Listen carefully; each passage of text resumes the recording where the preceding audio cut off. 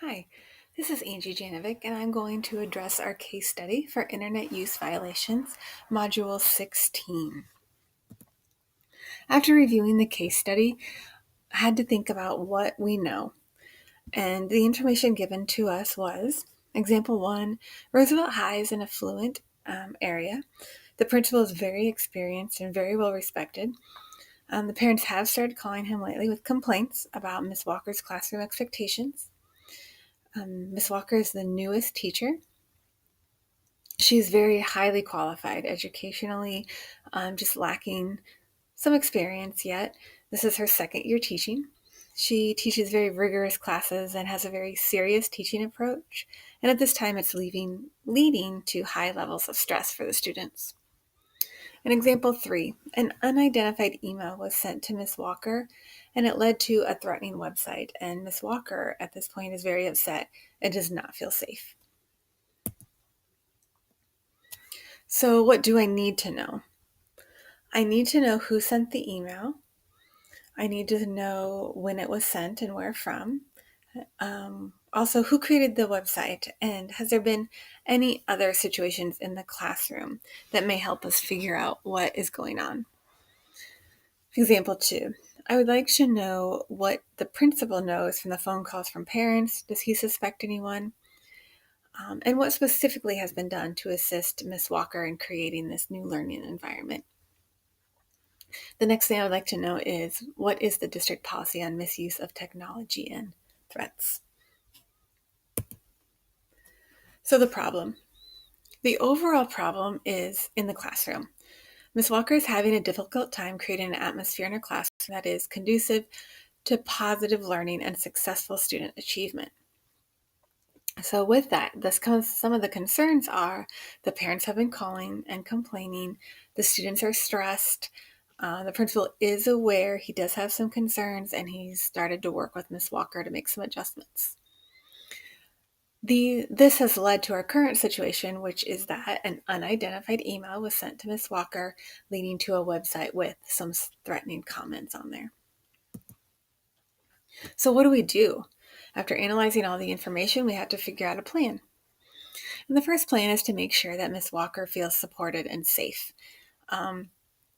As concerned as she was with her safety, I would recommend that she make a police report in this situation, even though that Mr. Ford believes it is a prank, and it may be, but this day and age, we have to take these types of things very seriously.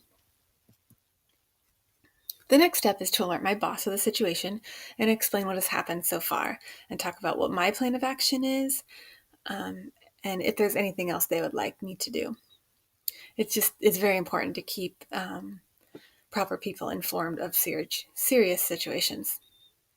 Depending on what my boss suggests, as the building leader, I would look through my notes of phone calls and complaints of parents and just see if there's any pieces of the puzzle that we can put together.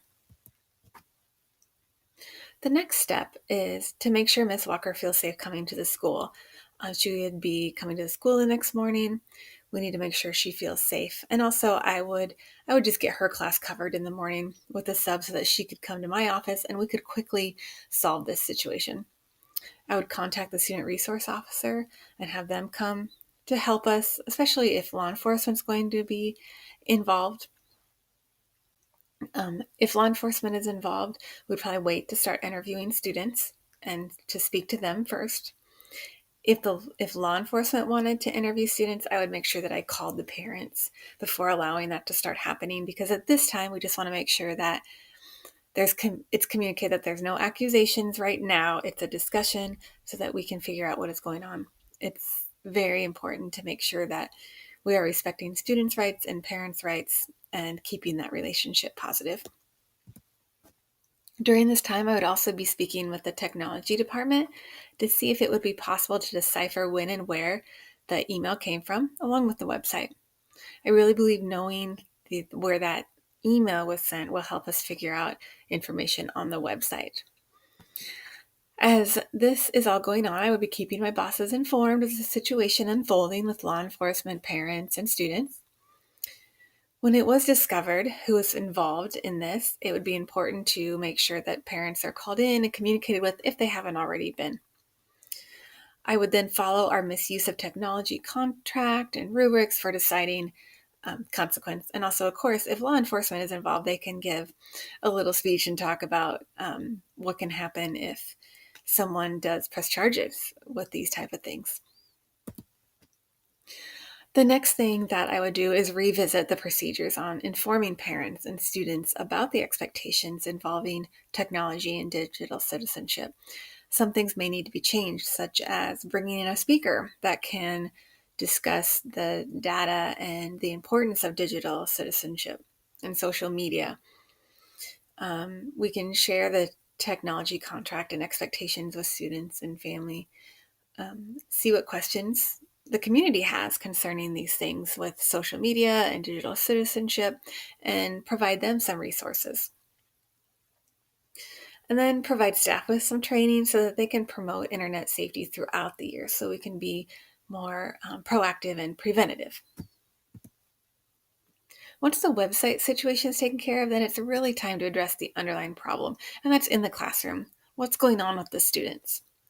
I would meet with Miss Walker, and I believe it's time to place her on a plan of improvement. If we've been making suggestions and it hasn't quite caught on yet, then it's time to create a plan.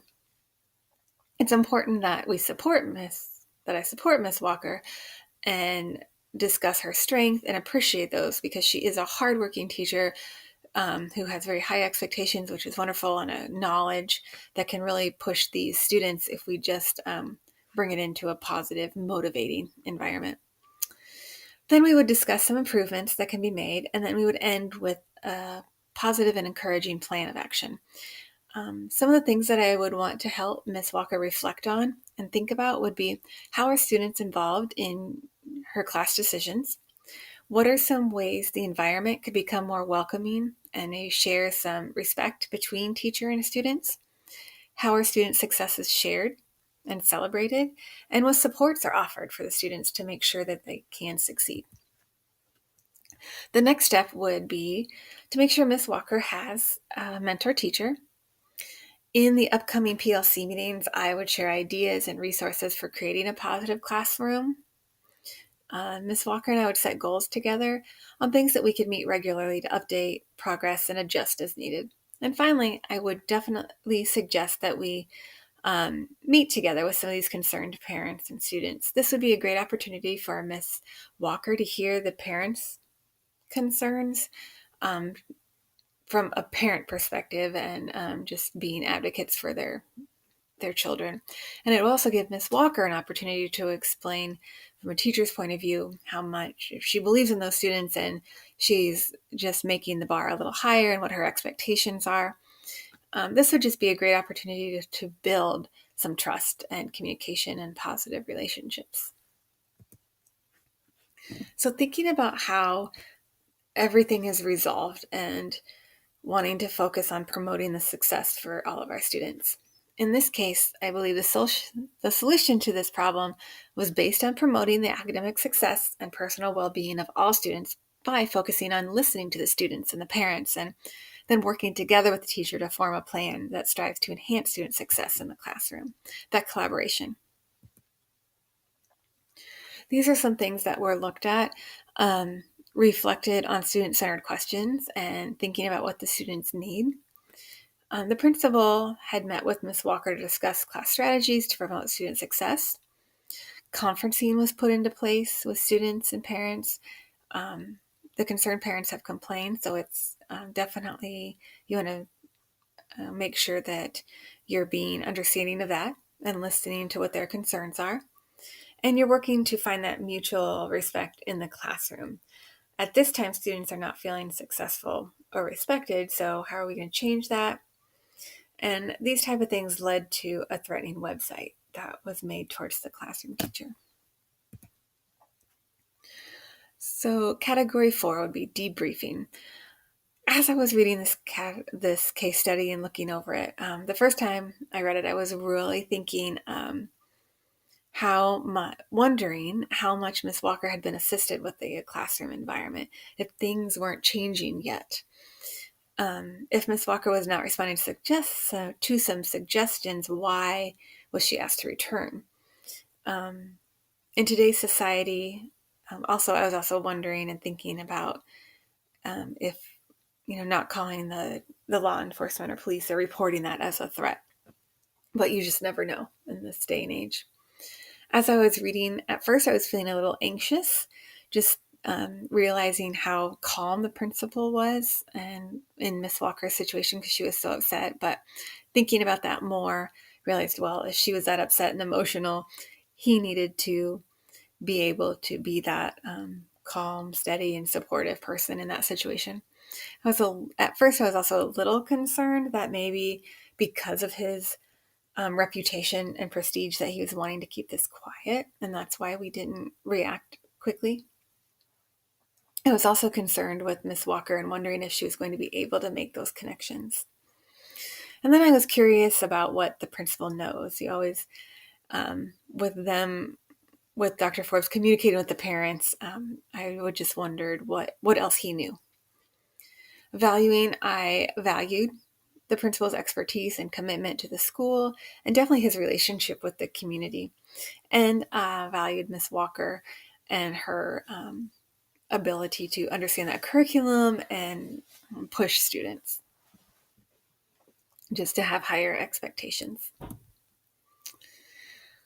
So looking at all that, we realized that there are definitely some unresolved issues that we can take a look at. Number one is that Ms. Walker has been brought aware of her need to create a more positive student-centered learning environment, but she has not quite been able to fix that situation yet. So will she be able to move past this situation that really upset her and strive to form that mutual respect and student achievement? The second unresolved issue is that students are misusing technology and not understanding the harm in their choices. It was unclear what procedures were in place for misconduct within social media and internet access. And the third one would be who sent that email and who created the website.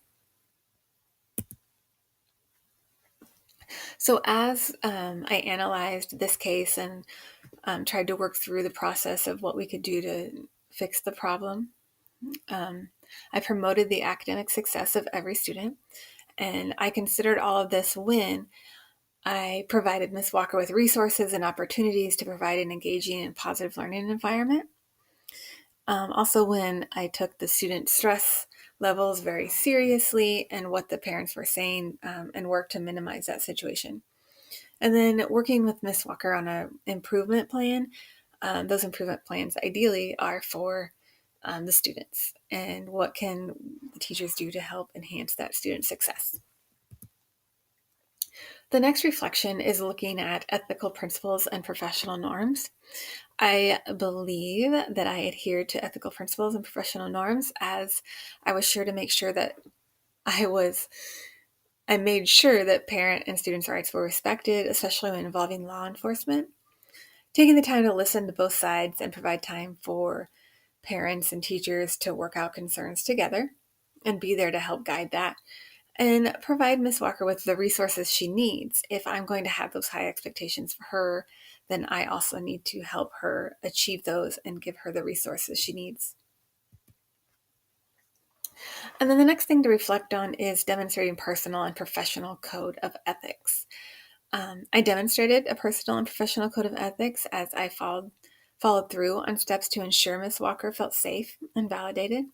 I respected the parents' concerns for their children, and I quickly informed my boss of the situation at hand and tried to work through the steps as quickly and quietly and respectfully as we possibly could.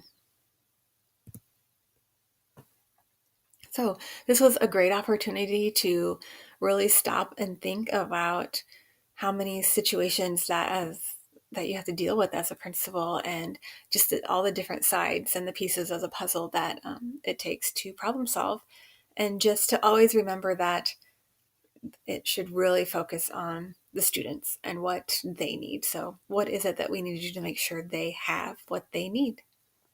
Thank you.